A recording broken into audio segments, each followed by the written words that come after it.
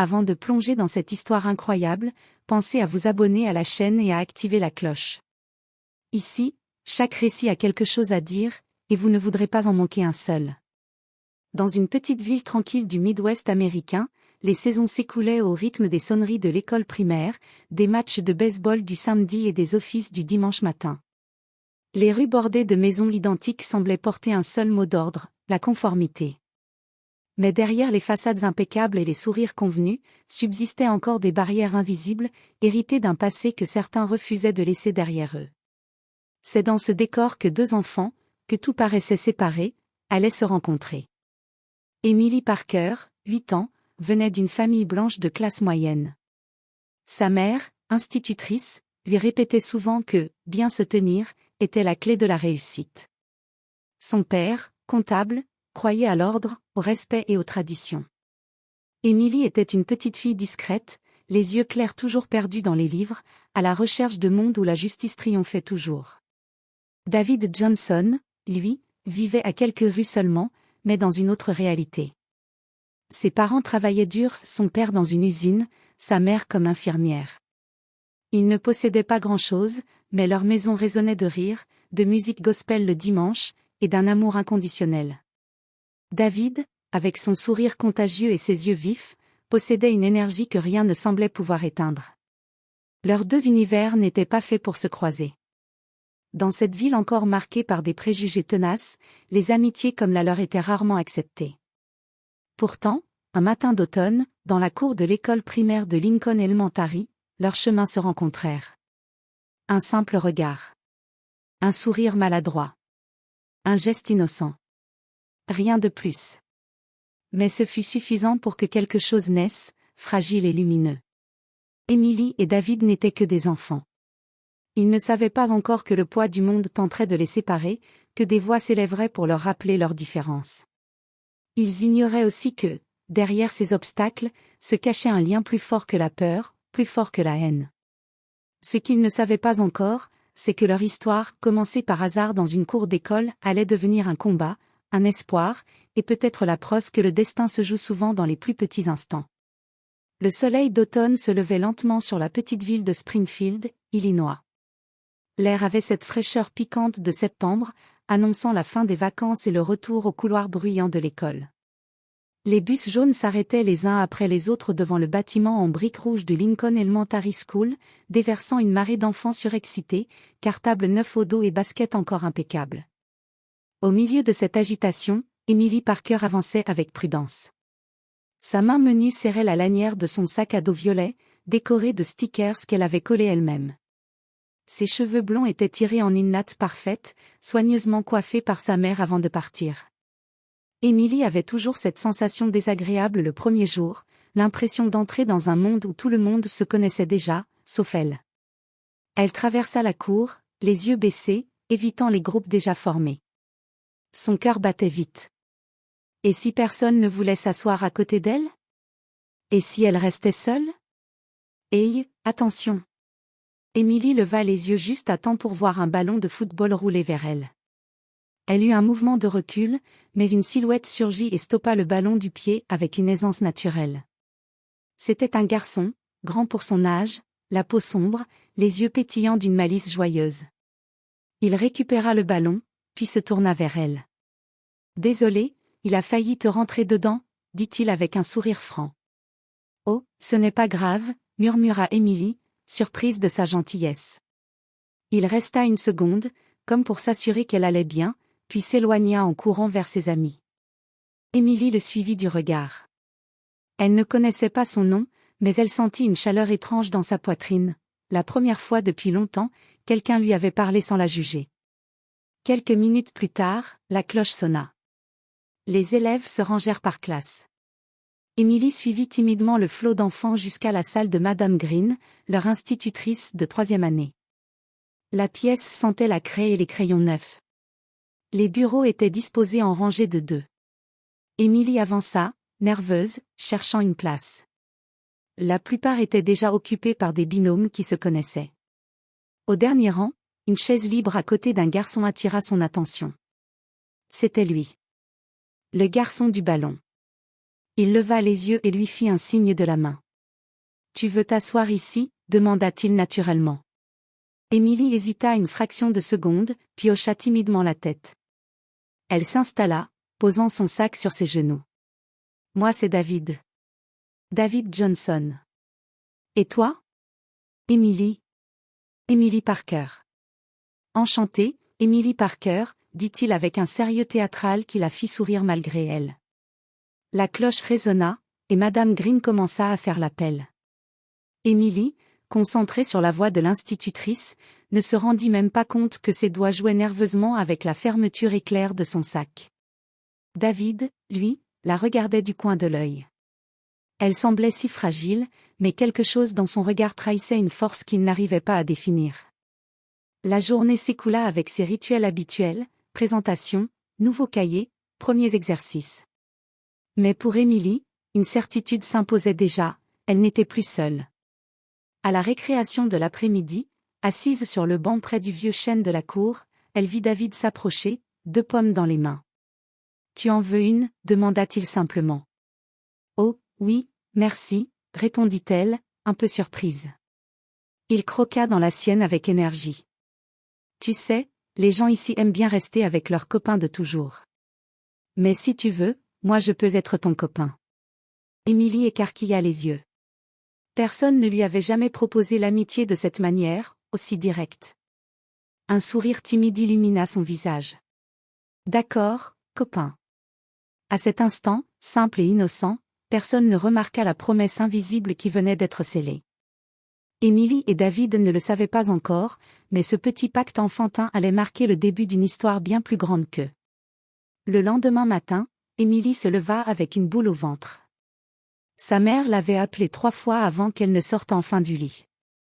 Elle n'aimait pas particulièrement l'école, mais quelque chose avait changé depuis la veille, elle n'était plus totalement seule. Cette pensée la rassurait, même si elle n'osait pas encore se l'avouer. Dans la cuisine, son père lisait déjà le journal, une tasse de café à la main. « Tu dois faire bonne impression, Emily. N'oublie jamais que les Parker doivent être respectés, » dit-il sans lever les yeux de ses pages. Emily hocha la tête, sans répondre. Elle prit son sac, où sa mère avait glissé un sandwich au beurre de cacahuète et à la confiture, ainsi qu'un petit jus de pomme. À l'école, la matinée passa plus vite que la veille. Emily avait moins peur. S'asseoir à côté de David la rendait étrangement plus confiante. Il était bavard, toujours un mot drôle pour détendre l'atmosphère, et elle l'écoutait, fascinée. Lorsque la cloche annonça l'heure du déjeuner, les enfants se précipitèrent vers la cantine où sortirent leur boîte à lunch dans la cour. Emily, un peu distraite, fouilla son sac et blêmit. Son sandwich n'était pas là. Peut-être l'avait-elle oublié sur la table de la cuisine. Elle sentit ses joues chauffer. Super, maintenant, tout le monde va me regarder comme si j'étais bizarre. Assise sur un banc, elle baissa la tête pour cacher ses yeux humides. Mais une voix familière retentit. « Hé, Emily. Tu n'as rien à manger ?» Elle leva les yeux et vit David, son sac en plastique à la main. Dedans, un sandwich au jambon, un paquet de chips, et une pomme rouge brillante. « J'ai oublié mon sandwich. » murmura-t-elle. « Pas grave. Tiens, prends ça. » Il lui tendit la pomme. Emily hésita. « Mais, et toi ? » « J'en ai toujours 2. Ma mère dit que je mange comme un ogre, alors elle me donne des réserves, » répondit-il en riant. Emily prit timidement la pomme. « Merci, David. »« De rien. Les copains, ça partage. » Ils mangèrent ensemble, assis sous l'ombre d'un grand érable.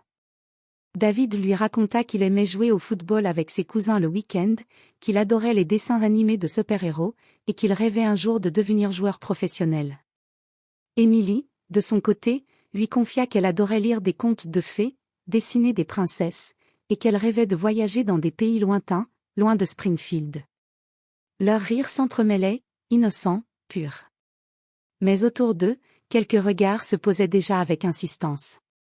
2 garçons, assis non loin, chuchotèrent entre eux. « Regarde, Parker traîne avec Johnson. »« Sérieux ? Une blanche avec lui ? C'est bizarre. » Émilie ne les entendit pas. Mais David, lui, perçut ces mots étouffés. Son sourire s'éteignit un instant, avant qu'il ne le ravive volontairement pour ne pas gâcher ce moment.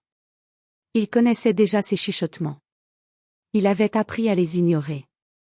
Mais cette fois, il n'était pas seul. Dis, Émilie. Commença-t-il. Oui. Peu importe ce que disent les autres, on reste copains, d'accord? Elle fronça les sourcils, surprise. Bien sûr, pourquoi tu dis ça? Oh, rien, juste une promesse, répondit-il en haussant les épaules. Émilie sourit. Elle ne comprenait pas tout, pas encore. Mais elle sentait que cette amitié comptait plus qu'elle ne l'imaginait. Ce jour-là, sous l'érable, une pomme partagée scella quelque chose de précieux. Ni l'un ni l'autre ne pouvaient encore mesurer à quel point ce geste simple allait peser dans leur avenir. Les semaines passèrent, et l'automne enveloppa Springfield de ses couleurs orangées.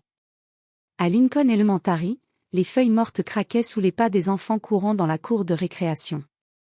Émilie et David, inséparables, avaient développé une routine, ils s'asseyaient sous l'érable à chaque pause, partageaient leur goûter, riaient de leurs blagues inventées, et rêvaient tout haut de ce qu'ils feraient, quand ils seraient grands.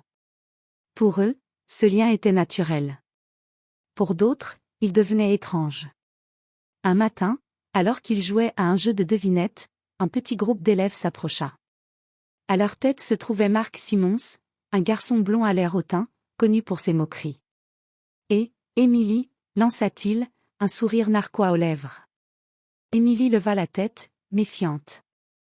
Quoi? Pourquoi tu traînes toujours avec lui? Dit-il en pointant David du menton. David se raidit. Émilie cligna des yeux, confuse. Parce que, c'est mon ami. Marc éclata de rire, suivi de deux autres garçons derrière lui. Ton ami? Sérieusement?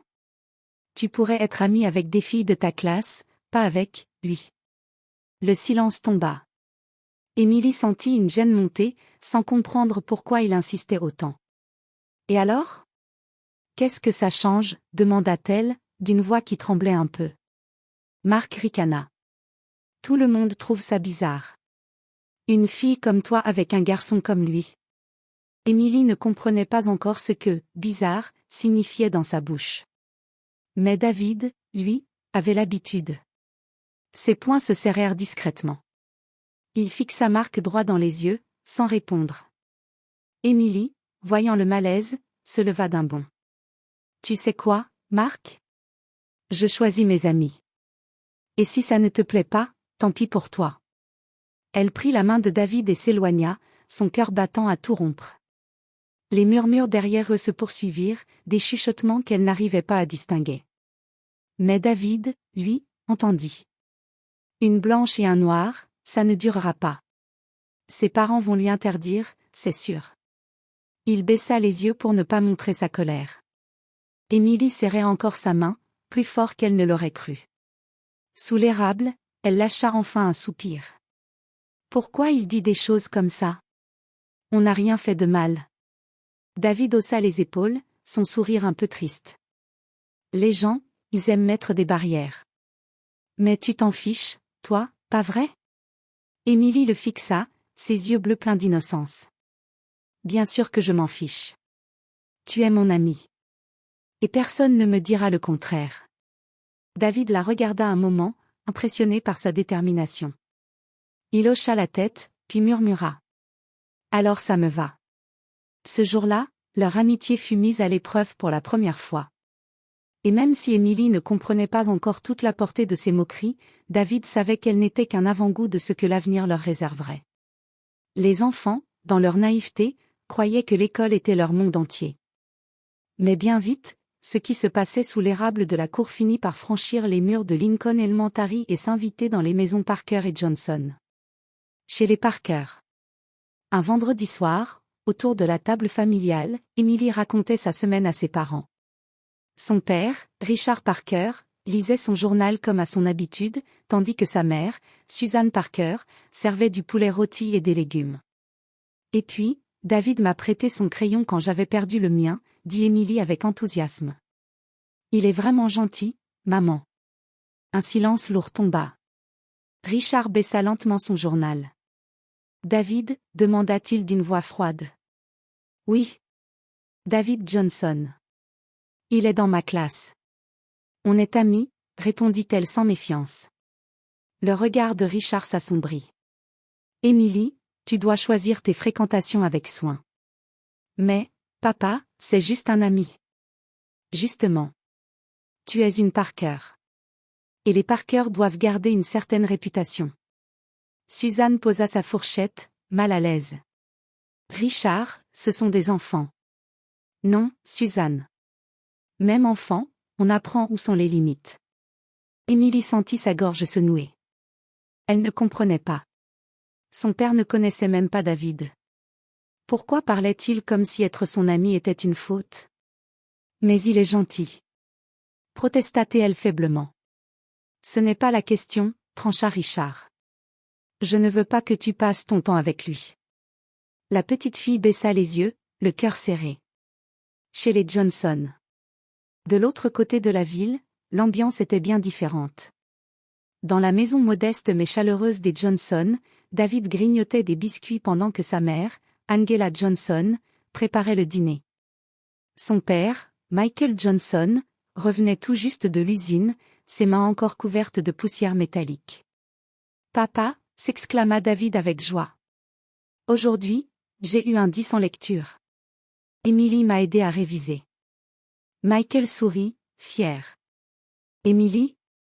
C'est une nouvelle camarade ? » « Oui. Elle est super. On joue ensemble tout le temps. » Angela leva la tête de sa casserole, intriguée. « C'est bien, mon chéri. Et comment est-elle, cette Émilie ? » « Elle est différente, » répondit David avec un sourire rêveur. « Elle me défend quand les autres se moquent. Et elle dit qu'on sera toujours amis. » Un regard complice passa entre Angela et Michael. « Tant qu'elle t'apporte de la joie, fiston, ça me va, » dit Michael. « Mais n'oublie pas, » ajouta Angela d'une voix douce mais ferme, « tout le monde ne comprendra pas ton amitié avec elle. Certaines personnes voient encore des barrières là où il n'y en a pas. » David hocha la tête. Il savait déjà. Mais entendre sa mère le confirmer fit peser une vérité amère sur son cœur d'enfant.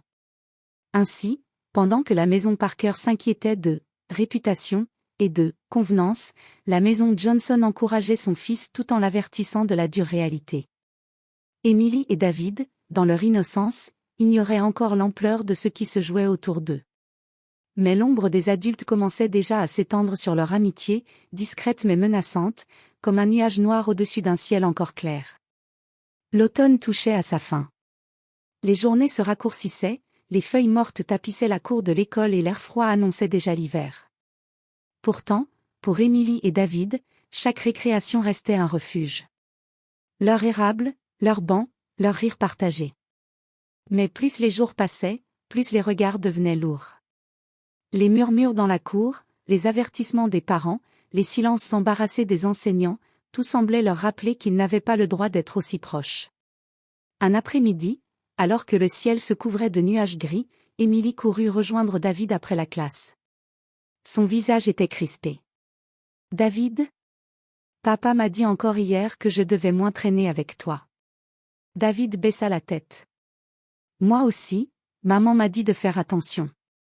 Pas parce qu'elle n'aime pas que je sois ton ami, mais parce qu'elle dit que certaines personnes ne comprennent pas. » Ils marchèrent en silence, chacun écrasé par un poids trop lourd pour leurs épaules d'enfant.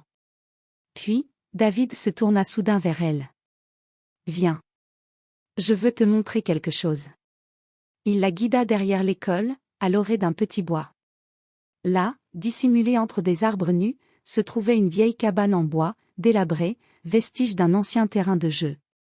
La peinture s'écaillait, les planches grinçaient, mais pour des enfants, elle ressemblait à un château secret. « Waouh !» souffla Émilie. « C'est mon endroit secret, » dit David avec fierté. « Quand je veux être tranquille, je viens ici. » Ils grimpèrent à l'intérieur, riant en évitant les toiles d'araignée. La cabane sentait le bois humide, mais pour eux, c'était un sanctuaire. Assis face à face, ils restèrent un moment silencieux. Puis Émilie murmura. « Tu crois qu'on va devoir arrêter d'être amis ? » David secoua la tête avec force. Non. Personne n'a le droit de décider pour nous. Mais, si nos parents nous l'interdisent? Alors on trouvera un moyen. On peut toujours se voir ici. Personne ne viendra. Ses yeux brillaient d'une détermination nouvelle. Émilie le regarda, émue. Elle sortit de son sac une petite ficelle rouge qui servait habituellement à attacher ses crayons. Alors faisons une promesse. David écarquilla les yeux. Une promesse? Oui. Peu importe ce qui arrive, peu importe ce que disent les autres, on reste amis. Toujours. Elle enroula la ficelle autour de leurs deux petits doigts et fit un nœud maladroit. Ça veut dire que la promesse est scellée. David sourit, impressionné par son sérieux. D'accord. Promis. Toujours amis. Ils restèrent un moment à se regarder, conscients qu'ils venaient de créer quelque chose de plus fort que les mots. Un serment d'enfant, mais qui portait déjà le poids d'un destin. En quittant la cabane ce jour-là, Émilie et David sentirent une force nouvelle. Comme si cette promesse les protégeait contre le monde extérieur. Ils ne savaient pas que les années à venir mettraient cette promesse à rude épreuve. Mais, au fond d'eux, ils avaient déjà décidé, quoi qu'il arrive, ils lutteraient pour rester ensemble. Et dans le silence du bois, la vieille cabane devint le témoin d'un pacte éternel. Le temps passa plus vite qu'il ne l'aurait voulu. Les jeux sous l'érable, les goûters partagés et les rires dans la cabane devinrent des souvenirs gravés dans leur mémoire d'enfant. À l'approche de la rentrée suivante, une nouvelle étape s'imposait, le collège. Émilie et David avaient 9 ans lorsqu'ils apprirent la nouvelle. Ce ne serait plus la même école, ni les mêmes enseignants. Les élèves de Lincoln Elementary seraient répartis entre deux établissements différents de la ville, Roosevelt Middle School et Jefferson Middle School. Un après-midi de juin, alors que les cours touchaient à leur fin, Émilie arriva en courant vers David, une lettre froissée à la main.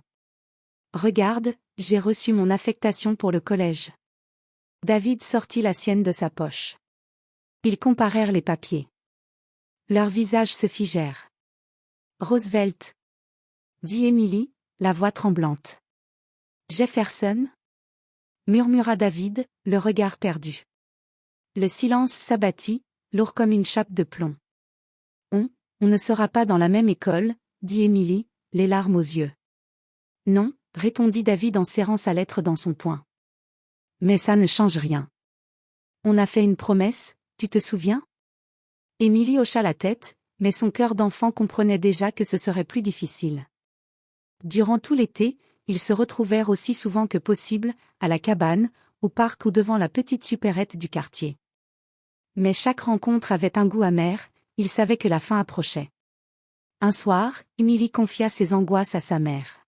« Et si je perds mon meilleur ami, maman ?» Suzanne la serra dans ses bras. « Les vrais amis restent dans ton cœur, même s'ils sont loin. » Chez les Johnson, David posait la même question à son père. « Et si Émilie m'oublie ?» Michael posa une main ferme sur son épaule. « Si elle est vraiment ton amie, elle ne t'oubliera pas. Mais prépare-toi, fiston, les choses changent quand on grandit. » Septembre arriva. Le matin du premier jour de collège, Émilie monta dans son bus jaune en retenant ses larmes. David monta dans un autre, qui prenait une route opposée. Ils se regardèrent une dernière fois de loin, levant la main dans un geste fragile. À Roosevelt Middle School, Émilie se retrouva plongée dans un univers nouveau. Les couloirs plus grands, les élèves plus âgés, les rires bruyants. Elle chercha instinctivement le visage familier de David, mais il n'était pas là. À Jefferson Middle School, David vécut la même désorientation. Les visages inconnus l'entouraient, les règles étaient différentes, et il se sentit soudain seul, comme si une partie de lui manquait.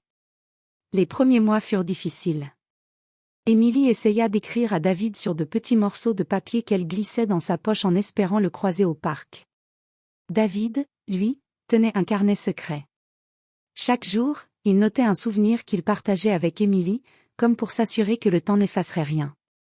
Mais les emplois du temps chargés, les nouveaux amis et les distances firent leur travail. Ils se voyaient moins. Les lettres se firent rares. Les promesses de se retrouver, demain, se transformèrent en un autre jour. Et peu à peu, malgré leur serment, la séparation commença à creuser un vide. Pourtant, au fond d'eux, l'un et l'autre refusaient d'admettre que leur histoire s'arrêtait là. La cabane, la ficelle rouge autour de leurs doigts, le souvenir d'une pomme partagée, tout cela restait gravé. Ils étaient séparés par les murs du collège, mais leur destin, lui, continuait de battre au même rythme, en silence, attendant le moment de les réunir à nouveau. Les années de collège passèrent comme une longue traversée. Émilie et David avaient suivi des chemins différents, contraints par les horaires, les nouvelles fréquentations et l'inévitable éloignement que la vie impose parfois. Mais malgré la distance, chacun gardait l'autre en mémoire, comme une lumière fragile qu'aucune tempête n'avait totalement éteinte. Puis arriva le moment redouté, mais aussi attendu, le lycée. Dans la petite ville de Springfield, tous les élèves, qu'ils viennent de Roosevelt ou de Jefferson, se retrouvaient au même établissement, Springfield High School.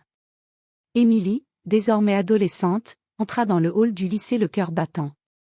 À 15 ans, elle avait changé, ses traits s'étaient affinés, sa silhouette s'était élancée, et son regard, autrefois si enfantin, portait désormais une timidité mêlée de maturité. Mais elle n'avait rien perdu de sa douceur intérieure. David, de son côté, avait lui aussi changé. Plus grand, plus athlétique, son sourire enfantin avait laissé place à une assurance nouvelle. Le football, qu'il pratiquait avec passion, lui avait donné confiance en lui, mais il restait ce garçon attentif et sincère, marqué par les promesses de son enfance. Leurs chemins se croisèrent dès la première semaine. Dans le couloir bondé, leurs regards se heurtèrent. Émilie sentit son cœur s'arrêter une seconde. David, surpris, esquissa un sourire. Émilie, dit-il, hésitant. David, répondit-elle, la voix tremblante.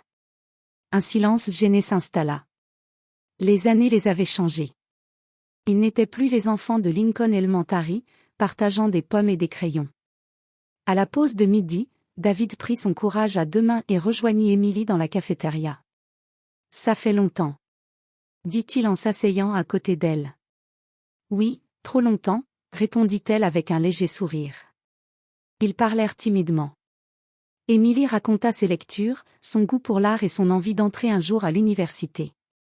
David parla de son équipe de football, de ses entraînements, de son rêve de décrocher une bourse sportive. Mais derrière leurs mots, une distance invisible persistait.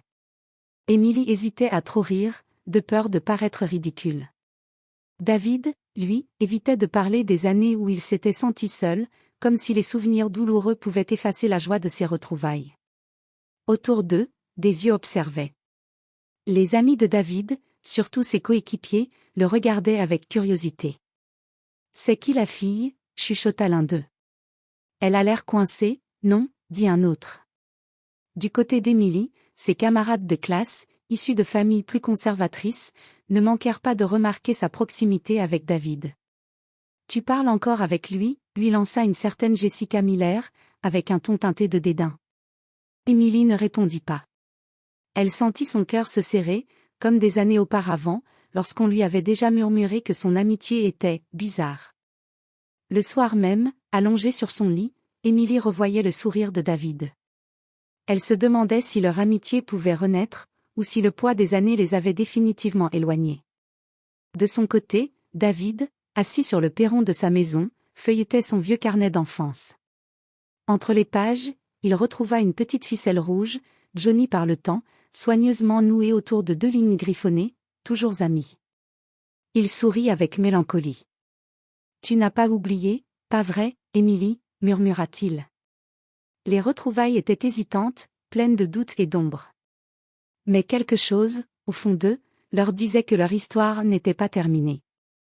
Le fil invisible noué dans une cabane d'enfance continuait de les relier, même s'ils n'osaient pas encore l'admettre. Les premiers mois de lycée avaient confirmé une vérité indéniable, Émilie et David ne pouvaient ignorer ce qui était en train de naître entre eux. Ce n'était plus seulement une amitié.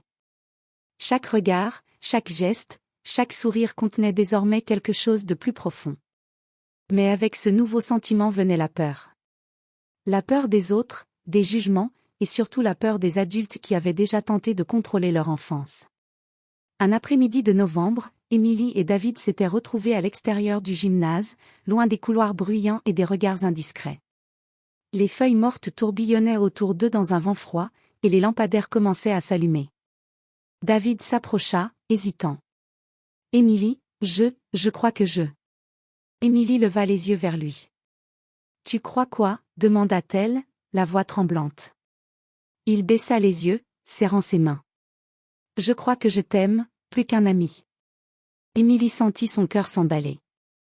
Elle aurait voulu rire, pleurer, crier, mais aucun son ne sortit. « David, moi aussi, je crois que je t'aime, » murmura-t-elle. Pour la première fois depuis des années, ils s'assirent côte à côte, leurs épaules se touchant à peine, mais suffisant pour que le monde autour d'eux semble disparaître.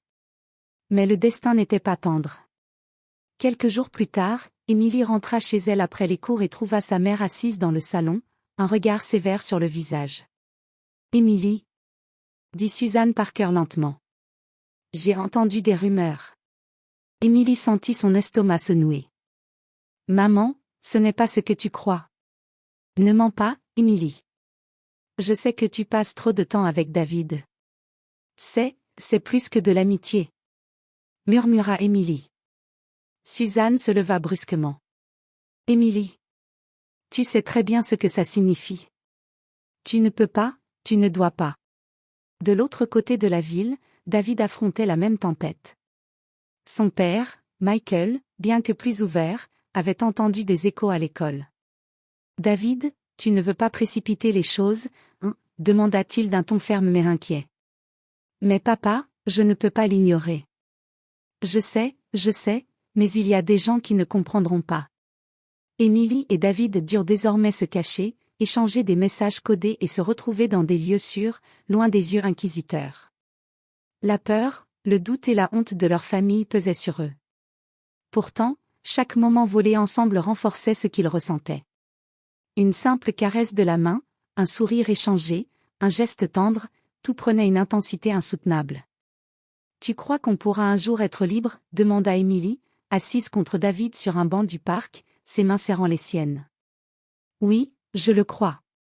On doit juste être patient, et fort. » Ce chapitre de leur vie était un tourbillon de sentiments contradictoires, la peur et le désir, l'interdit et la promesse, la pression extérieure et la certitude intérieure que rien ne pourrait briser ce lien.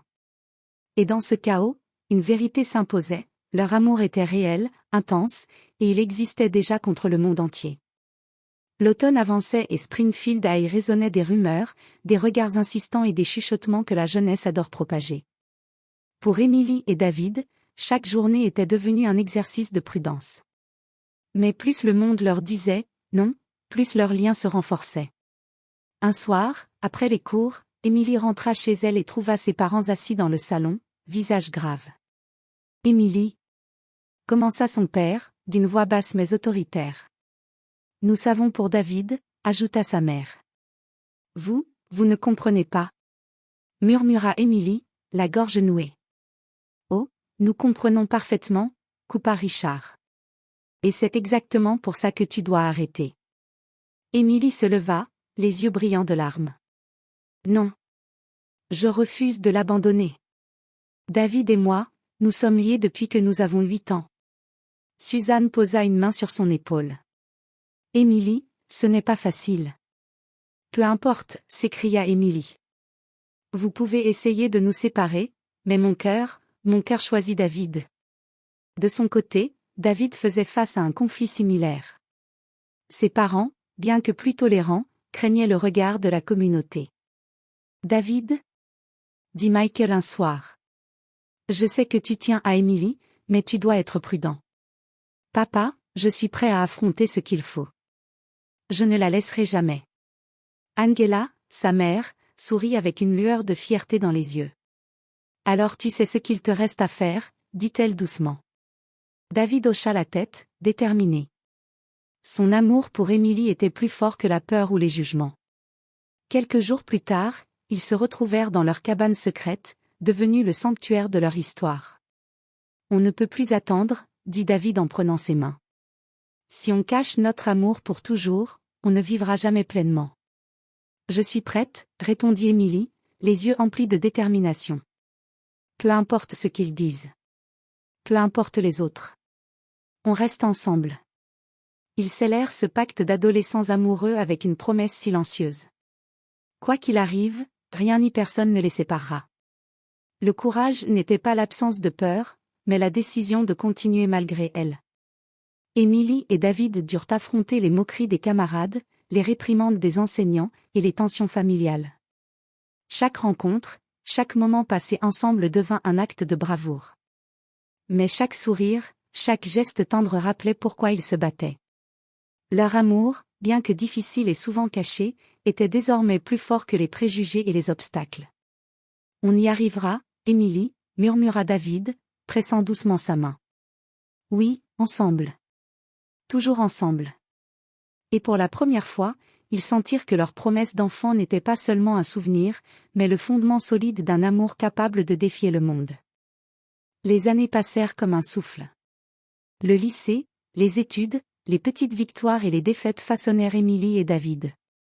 Mais à travers toutes les tempêtes, leur promesse d'enfant, celle faite autour de la cabane, avec une simple ficelle rouge, avait tenu. Émilie devint une jeune femme ambitieuse, poursuivant ses études en littérature et en articles. Sa sensibilité et sa créativité, nourries par son enfance et ses expériences, la guidaient vers un futur qu'elle n'aurait jamais imaginé. David, lui, poursuivit sa passion pour le football tout en étudiant la gestion sportive. Les années l'avaient rendu plus réfléchi, patient et encore plus déterminé. Le monde autour d'eux avait changé aussi, mais certaines ombres du passé demeuraient.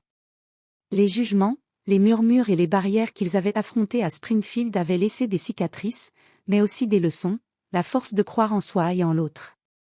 Un matin d'automne, des années après leur séparation et retrouvailles, Émilie se retrouva devant Lincoln Elementary, main dans la main avec David.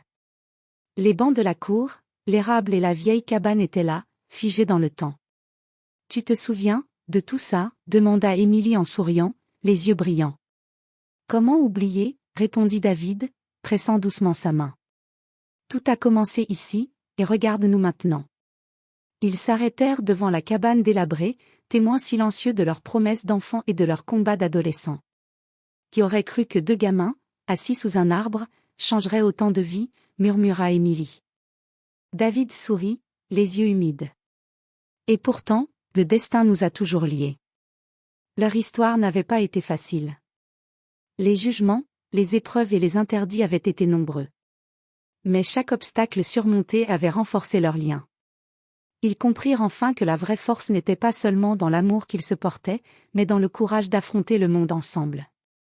Ils se regardèrent, conscients que tout ce qu'ils avaient vécu, depuis le premier sourire échangé dans la cour de Lincoln Elementary, avait été le fil invisible qui les avait menés là. « On l'a fait » murmura Émilie. « Oui, ensemble » répondit David. Et dans ce simple geste, un sourire échangé, une main serrée, tout semblait possible. Leur cœur d'enfant, adolescents et adultes n'avait jamais cessé de battre au même rythme. Le destin, patient et silencieux, avait accompli son œuvre. La cabane restait là, témoin des rires d'autrefois et des promesses scellées. L'érable continuait de pousser, ses feuilles tombant chaque automne comme pour rappeler que, malgré le passage du temps, certaines choses demeurent immuables. Émilie et David, main dans la main, savaient que l'amour véritable, celui qui traverse les années et les épreuves, n'avait ni couleur, ni barrière, ni limite. Il avait seulement besoin de courage, de fidélité et d'un cœur ouvert pour survivre. Et eux, ils avaient tout cela.